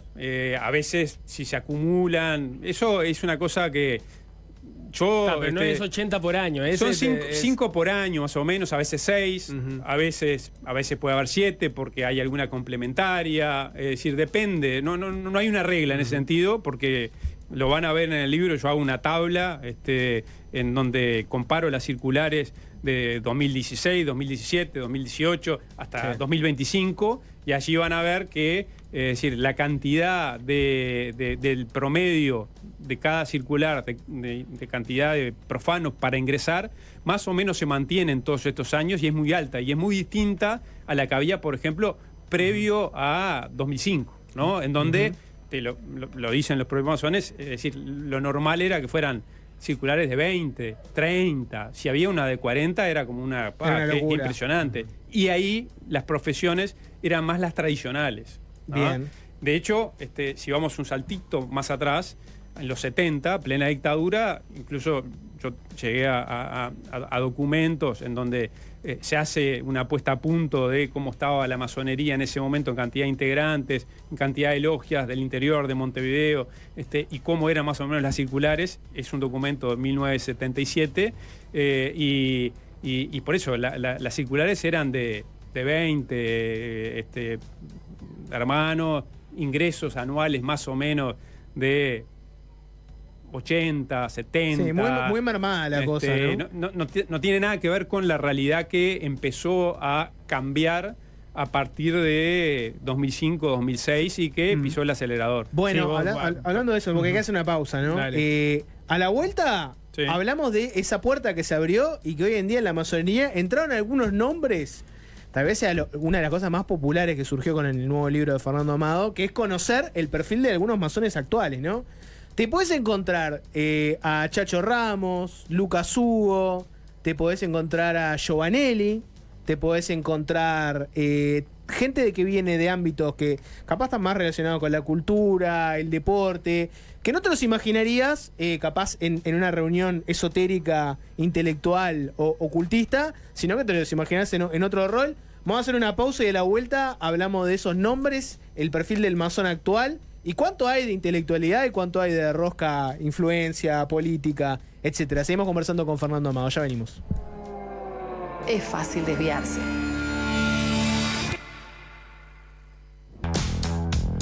Seguimos conversando con Fernando Amado. Hay un nuevo libro sobre la masonería y muchas preguntas para contestar. Una de las cosas que surgió a partir del libro fue algunos nombres actuales de la masonería que capaz levantan alguna ceja, ¿no? Ya lo dijimos, Chacho Ramos, Lucas Hugo, está Giovanelli, por ejemplo, Nacho Ruglio, gente que está vinculada capaz al mundo del deporte, la cultura, el periodismo, y que ese perfil del funcionario público, de la persona que está en el mundo de la justicia, ese médico, arquitecto o ese gran intelectual, capaz que no nos dan con este perfil. Contá un poco, incluso vos cuando contás estos nombres, una cosa que haces es hacer una previa diciendo, ¿por qué hay que pensar que el Lucas Hugo no puede ser masón? O hacés como una defensa, ¿no? Un poco de eso. A ver, contá un poquitito. Y bueno, a ver, la masonería es una institución iniciática. Eso muchas veces quizás es lo que menos atrae desde el punto de vista taquillero o del morbo de una sociedad secreta o discreta. pero es tremendamente clave e importante en la vida de alguien que ingresa a la masonería. Habrá quienes ingresan y viven con mucho más compenetración todo lo que es el camino iniciático, todo lo que tiene que ver con el estudio de los símbolos, todo el esoterismo, todo lo que tiene que ver con los rituales y toda esa mística que tiene la masonería desde ese lugar, ¿no? de estudio, de filosofía, de símbolos, de esoterismo, de una cosa espiritual, ¿no? Realmente espiritual, incluso hasta de fraternidad desde el punto de vista espiritual, ¿no? Entonces, esa es, yo diría, una de las principales razones que debería plantearse una persona que lo invitan a ingresar a la masonería, vivir con intensidad y si se siente y se puede hallar en algo así. De hecho, pasa mucho, no sé si mucho, pero pasa, hay muchos casos, que después que ingresan y no se hallan en eso.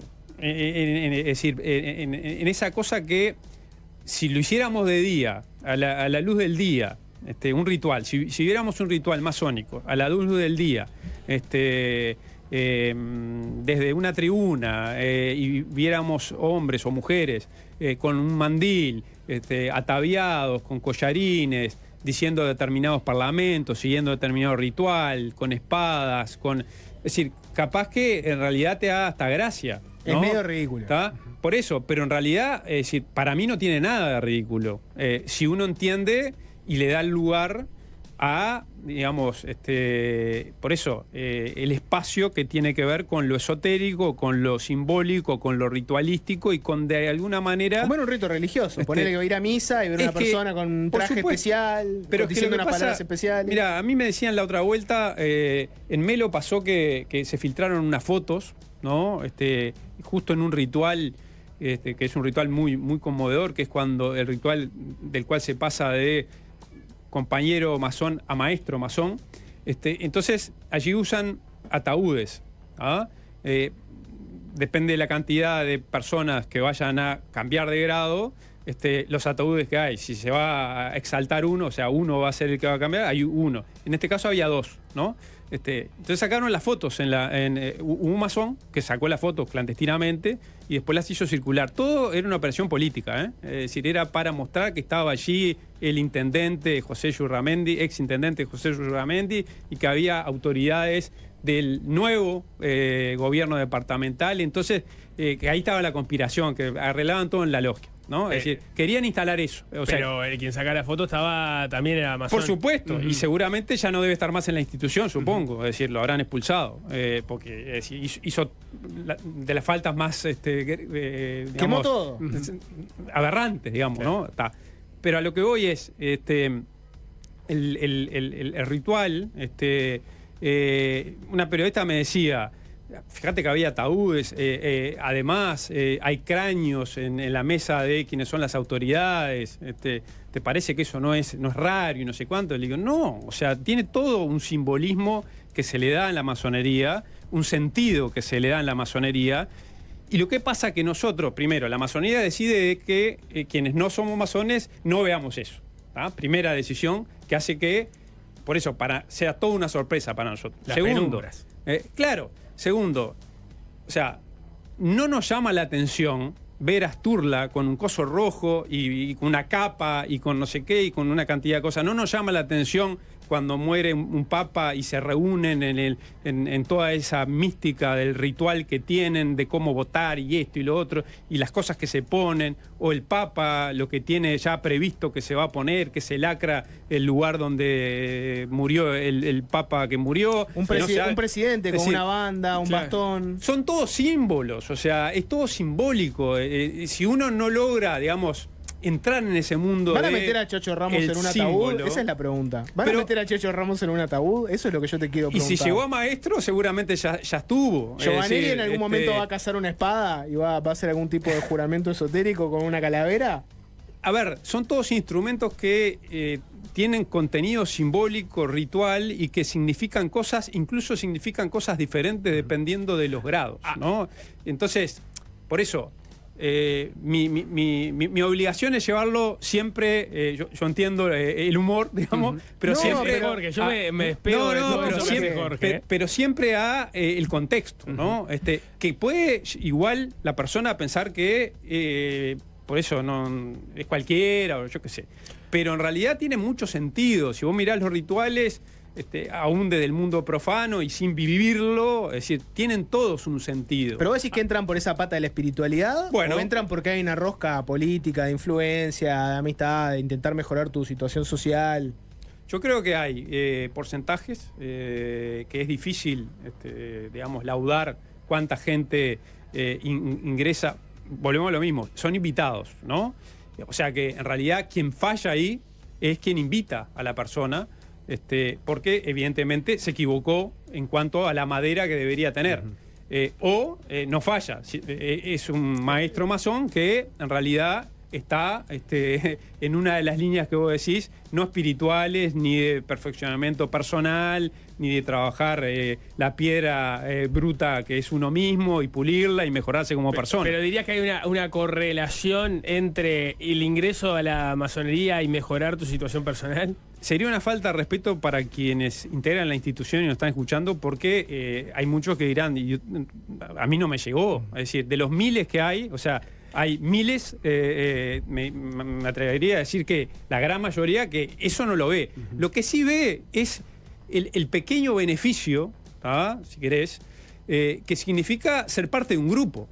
O sea, cuando vos sos parte de un grupo, pero eso vale para un grupo de amigos que nos juntamos a jugar al fútbol 5, un grupo de profesionales que...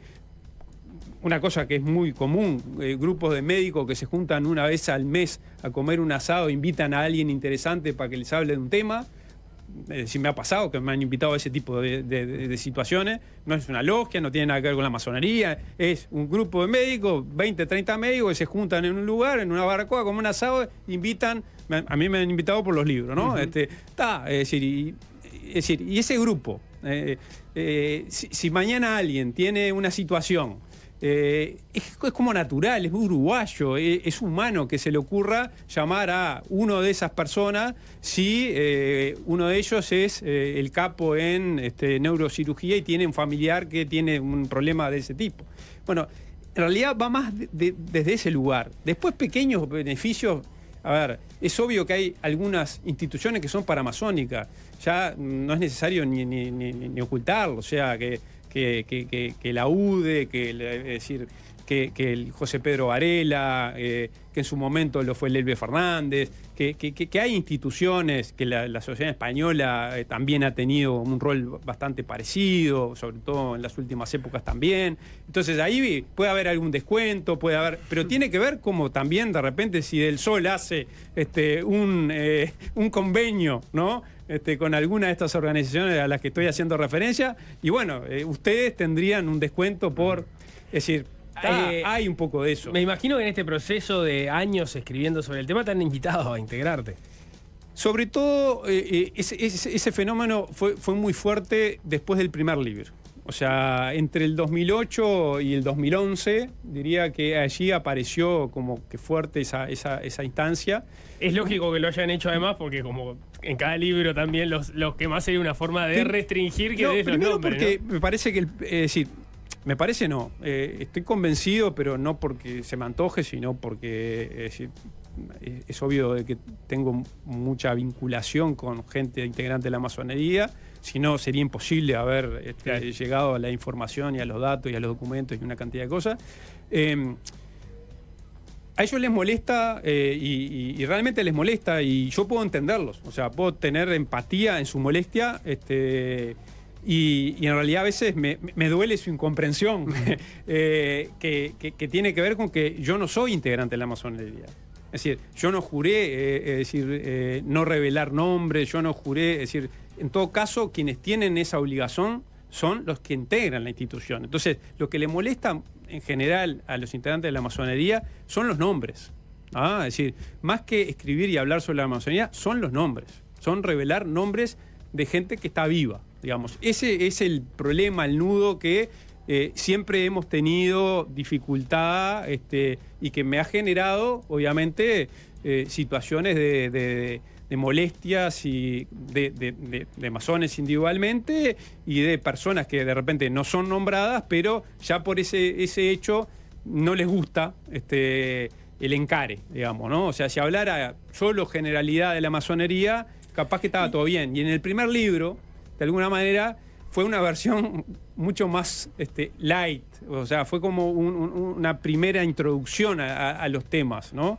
Entonces, hubo invitaciones, cuando supieron de que estaba escribiendo otro libro, con más razón, me acuerdo uno que me dijo, escuchame, entrás y después escribís el libro. Obviamente que eso era obvio de que no iba a ser posible, digamos, ¿no? Entonces, eso pasó, y tampoco yo escondo, porque me parece que no hay que esconder nada, que yo simpatizo con los principios de la institución masónica. ¿Sos un hermano sin mandil? No, eso lo tienen que decir ellos, no yo. Es decir, si me consideran, no. Ahora, que yo defiendo los principios de la masonería en el sentido de la libertad, igualdad, fraternidad de la Revolución Francesa, de los principios que por los que se luchó en nuestro continente para justamente liberar de las monarquías y del peso de la Iglesia Católica a nuestros países, a nuestros territorios.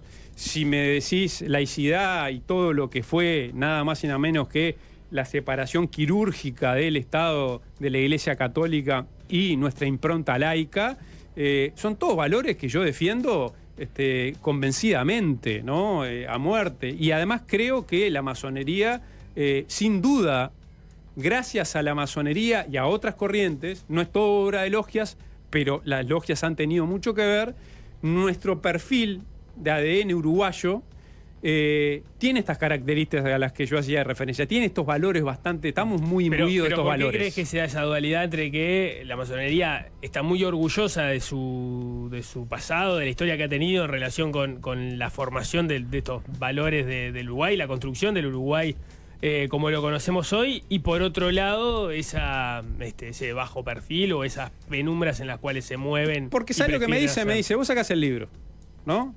¿Y qué pasa? Vas a fácil desviarte. ¿Y en dónde te pincha más? Te pincha más en que se acomodan, que es una conspiración, que esto, que los nombres, que no sé cuánto, Jorge, que no sé más qué. que nada, ¿no? Me imagino que te lo dice. No te voy a hacer nada hoy. Lo que digo es que no, es verdad, es lo natural. Los temas que a la gente le interesan, entonces, Fernando. al final, el resultado de los que escucharon, el interés donde está puesto. ¿Están realmente en entender de qué se trata la masonería? ¿Está realmente en entender con todos sus defectos propios de una institución en donde hay buenas personas y malas personas? Es decir, todo el tiempo se trabaja sobre la dualidad del bien y el mal. Por algo, es decir, no hay... o sea, vos entrás a un templo masónico y lo primero que ves es el piso, ¿no?, damero de baldosas negras y blancas, que simboliza el bien y el mal, todo el tiempo el estudio permanente de, en los dibujitos sería el diablito y el angelito, bueno, es decir, permanentemente, es decir, los opuestos de lo bueno y lo malo, ¿no? Entonces, la masonería tiene todo eso, y bueno, como tiene todo eso, pasan, se ha hecho más fama de lo malo, me parece, sobre todo en las últimas décadas, que de lo glorioso, llamémosle, para quienes amamos el sistema republicano, democrático y la laicidad, que tiene mucho de aporte de la masonería. Yo pienso en los valores de la masonería, ¿no? Capaz que los valores más asociados a la Revolución Francesa, la Ilustración, la laicidad. En Uruguay me lleva a pensar un poquito en el Partido Colorado. ¿Diego Sass es masón? ¿El Sapo Sass es masón? Yo no soy un comentarista. ¿En Del Sol hay algún masón que no esté en tu libro? Sí, puede estar en el libro. Yo no me dedico a ir diciendo quién es masón por la vida. Pero en el libro sí me parece importante incluir, por un criterio que será compartido o no, pero es mi criterio periodístico de investigación, decir, es bueno simbolizar en personas distintos momentos de la historia de la masonería y, es decir, también sacarle un poco la sábana a ese supuesto fantasma diciendo, mirá, es decir, o sea, masón no es que es cualquiera, es que para ser masón no se precisa ser ni grado 5, ni un despegado de una actividad, sino se precisa ser una buena persona que quiere trabajar sus imperfecciones, ¿no? Y que tiene determinados valores alineados a esto que veníamos hablando. Obviamente, si vos sos dogmático, crees en otro tipo de régimen político, tenés otra forma de pensar, bueno, no vas a coger nunca con la masonería. Tengo dos preguntas, una más práctica. ¿Qué pasa si le erras en algún nombre? Bueno, yo me he autoimpuesto un sistema muy exigente porque, como ustedes saben, ustedes que sí son periodistas, bueno, hay determinados criterios periodísticos de chequear 3 fuentes, etcétera, ¿no? 3 fuentes confiables. En el caso de los libros de la masonería, para mí no es suficiente, ¿no? Entonces tiene que haber mucho más chequeos. Y en lo posible, si puede haber documentación, mejor. Es decir, trato de que haya documentación. De hecho, me pasó en este libro concreto, que además, o sea, salió el libro y al otro día confirmé un dato, digamos, pero bueno, ya fue. De una persona muy importante, que como no lo había confirmado, en mi método, bueno, no lo puse, o sea, no es, me rifo, no, de ninguna manera. No. Es para decir, el próximo libro, para el quinto. No, supongo que no voy a escribir más de la masonería, pero a lo que voy es que, bueno, son gajes del oficio. La última, por lo menos de mi parte, tenés un capítulo dedicado a Orsi, lo llamás el presidente paramasón, en relación a otros gobiernos, ¿qué tan cerca está de la masonería Orsi? Yo creo que tiene una cercanía importante producto del perfil de Yamandú, ¿no? Y de alguna manera del perfil de Yamandú siendo frente amplista, ¿no? Me parece que eso es importante. O sea, el Frente Amplio es, digamos, una coalición bien amplia y Yamandú perfectamente entra en ese perfil clásico republicano, de tender puentes, es decir, contrasta mucho con otras visiones y otros perfiles que hay de repente en la izquierda uruguaya, ¿no? Entonces, además ha abonado, a ver, hay una cosa que es Uruguay, ¿no? Entonces, el tipo fue intendente 10 años. Es natural de que haya tenido reuniones con la iglesia, con los vecinos de tal lado, con los concejales, con no sé cuántas ONG y también con la masonería. Entonces, se da naturalmente. Y ustedes conocen casos de coincidencia natural. O sea, se da de que el que fue venerable gran maestro 4 años hace no tanto tiempo, José Garchitorena, lo digo porque es público y porque además fue el venerable gran maestro, también es político y ha ocupado puestos políticos. Además de mucho diálogo con los distintos partidos, como ministro de la Corte Electoral, es decir, está en permanente contacto con los partidos, es decir, forma parte de un mismo circuito, llamémosle. Entonces, a veces, es decir, no hay tanta cosa que darle vuelta, es la naturalidad del cruce entre gente. Bien, el libro se llama El mapa de masones de Montevideo. No. Una última. ¿Quién hizo más fuerza para reclutarte? ¿La masonería o el Frente Amplio? Bueno, uno lo logró, ¿no? El Frente Amplio. El Frente Amplio. Conspiración República, 200 años de influencia masónica en Uruguay. Es el último libro de Fernando Amado. Fernando, muchas gracias. No, muchas gracias a ustedes, un gusto.